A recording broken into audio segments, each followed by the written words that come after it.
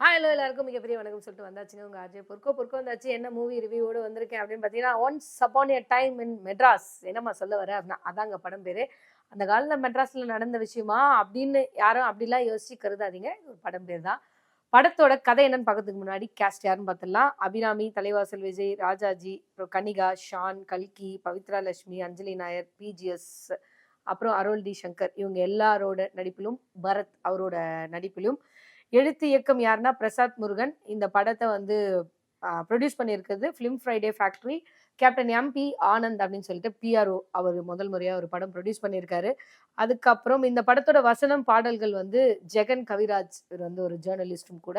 அவர் தான் இந்த இதில் வந்து கதை எழுதியிருக்காரு, அண்ட் தென் பாடலும் எழுதியிருக்காரு. ஓகே, படத்தோட கதை என்ன அப்படின்னு பார்த்துலாம். ஆந்தாலஜி மூவி மாதிரி 4 வெவ்வேறு கதை, அது எங்கே வந்து கனெக்ட் ஆகுது அப்படின்றது தான் கதை. ஒரு துப்பாக்கி, பசங்க விளையாடிட்டு இருக்காங்க, அந்த துப்பாக்கியிலேருந்து குண்டு தொலைக்குது. அந்த அந்த துப்பாக்கி காணாம போகுதுன்னு வச்சுக்கோங்களேன். அது அப்படியே ஒரு டிராவல் பண்ணி வருது. அது இந்த 4 பேர்கிட்டயும் எப்படி கிடைக்குது அப்படின்றது ஒரு விஷயம். 2வது விஷயம் வந்து ஒரு பக்கத்துல பரத்தும் அவங்க மனைவிக்கு வந்து கிட்னி ஃபெயிலியர் ஆகுது. அவனுக்கு காசு தேவைப்படுது. கிட்னி குடுக்க ஒருத்தவங்க ரெடியா இருக்காங்க. இத எப்படி கனெக்ட் பண்றாங்க அப்படின்றது ஒரு விஷயம். அவனுக்கு காசு கிடைச்சதா, அவங்க மனைவிக்கு வந்து கிட்னி ப்ராப்ளம் சரியாச்சா அப்படின்றது ஒரு பக்கம் ஒரு கதை. அவர்கிட்ட எப்படி அந்த துப்பாக்கி கிடைக்குது. 2வது கதையில நம்ம அபிராமி, அவங்க வந்து ஒரு துப்புரவு தொழிலாளியா ஒர்க் பண்றாங்க. அவங்களுக்கு ஒரு மகள். அவங்க வந்து திருநங்கையா இருக்காங்க. அவங்கள நல்லா படிக்க வைக்கணும். இந்த மாரி குழந்தை பிறந்ததால அவங்க ஹஸ்பண்ட் விட்டுட்டு போயிடுறாரு. இவங்க வந்து தனியா நின்னு அந்த குழந்தைய நல்லா படிக்க வைக்கணும் அப்படின்னு படிக்க வைக்கிறாங்க. அவங்களுக்கு நடக்கிற அந்த கஷ்டம், காசு இல்லாம வெளியில சொசைட்டி அவங்கள என்ன பேசுது அப்படின்ற மாதிரி ஒரு கஷ்டம்.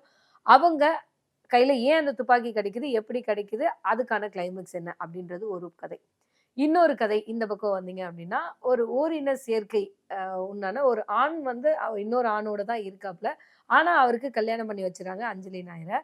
கல்யாணத்துக்கு அப்புறம் அவரு வந்து அந்த ஆணோட தான் இருக்காரு. ஒரு நாள் அத வந்து அவங்க ஒய்ஃப் பார்த்துறாங்க.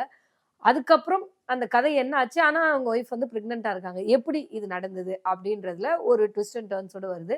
கடைசியா அந்த அஞ்சலி நாயர்கிட்டயும் அந்த துப்பாக்கி கிடைக்குது. அவங்க என்ன பண்றாங்க? அப்படின்றது ஒரு ஒரு கதை. இன்னொரு கதையில நம்ம தலைவாசல் விஜய், அவர் வந்து ஜாதி, மதம் அப்படின்னு பேசக்கூடியவரு. காதல் கல்யாணத்துக்கு எதிர்ப்பா இருக்கிறவரு. அவர் பொண்ணு வந்து வேற ஜாதி, வேற மதத்துல ஒருத்தவங்கள வந்து லவ் பண்ணிட்டா. அன்னைக்கு ரெஜிஸ்டர் ஆஃபீஸ்ல அவங்களுக்கு கல்யாணம் நடக்க போகுதுன்னு தெரிஞ்சு, அத தடுக்க போறாரு தலைவாசல் விஜய். அவருகிட்ட அந்த துப்பாக்கி எப்படி கிடைக்குது? அவரு யார என்ன பண்ண போறாரு? ஸோ இது எல்லாம் கலந்து இவங்க 4 பேர்கிட்டயும் ஒரே துப்பாக்கி எப்படி எப்படி கிடைச்சது? அவங்க என்னென்ன பண்ணாங்க? இதுக்கான தீர்வு என்ன? அப்படின்றது தான் கிளைமாக்ஸ். சூப்பரா வந்து இன்ட்ரோல் பிளாக் வச்சாங்க. இவங்க 4 பேருக்கும் அந்த கிடைச்ச விஷயங்கள வச்சு இன்ட்ரோல் பிளாக் வச்சாங்க. அவ்வளோ அருமையா இருந்தது. படம் வந்து கேமரா வைஸ், ஆங்கிள் வைஸ் எல்லாமே சூப்பரா இருந்தது. எடிட்டிங் மட்டும் கொஞ்சம் அங்கங்க ஒரு சின்ன பிழைகள் இருந்தது. பாடல் ரொம்ப அருமையா இருந்தது. நடிச்ச எல்லாருமே அவ்வளோ சூப்பரா நடிச்சிருந்தாங்க. பரத் வந்து அவரோட கேரக்டர ரொம்ப அழகா பண்ணி, அவர் கேரக்டருக்கு அவர் ஹீரோ. சூப்பரா பண்ணி இது பண்ணாரு. அபிராமியும் அதே மாரி, அஞ்சலி நாயரும் அதே மாரி, படத்துல நடிச்ச எல்லாருமே அவ்வளோ அருமையா பண்ணியிருக்காங்க. சின்ன சின்ன கேரக்டர்ஸ் பண்ணவங்க கூட ரொம்ப மெனக்கெட்டு அவங்களோட கேரக்டர்ஸ சூப்பரா பண்ணியிருக்காங்க. கண்டிப்பா இந்த படத்த நீங்க தியேட்டர்ல போய் பார்க்கலாம். ஃபேமிலியோட பார்க்கலாம். ஃபேமிலியோட பார்க்கலான்றதுக்கு முன்னாடி ஒரு விஷயம் சொல்லி ஆகணும். படத்துக்கு ஏ சர்டிஃபிகேட் குடுத்துருந்தாங்க. ஏன்னு எனக்கு படம் பார்த்து முடிச்சு கூட அது இன்னும் வரைக்கும் அது யோசிச்சுட்டு இருக்கேன். நெறைய படங்கள் கத்தி குத்தோட ரத்த வெள்ள ஆரிய கூட ஓடும். ஆனா அந்த படத்துக்குலாம் யூஏ பார்த்துருக்கோம். யூ சர்டிஃபிகேட் கூட பார்த்துருக்கோம். பெரிய பெரிய நடிகர்கள் படத்துக்குலாம். இந்த படத்துக்கு ஏ குடுக்குறதுக்கு உள்ள ஒண்ணும் கிடையாது. கன்டென்ட்டா நீங்க வந்து ஏ குடுக்குற அளவுக்கு சொல்றேன். ஒரு அடல்ட் கன்டென்ட் குடுக்குற அளவுக்கு உள்ள வந்து ஒரு வேளை செக்ஸியான சீன்ஸ் அதுவும் கிடையாது. ரொம்ப ரத்த ஆறு ஓடுதா? அதுவும் கிடையாது. ஏன் இந்த படத்துக்கு ஏ குடுத்தாங்கன்னு எனக்கு கண்டிப்பா சத்தியமா தெரியல. நீங்க படத்த பார்த்துட்டு ஏன் குடுத்தாங்கன்னு சொல்லுங்க. கண்டிப்பா தியேட்டர்ல போய் படத்த வாட்ச் பண்ணுங்க. உங்களுக்கு கண்டிப்பா பிடிக்கும்னு நம்புறேன்.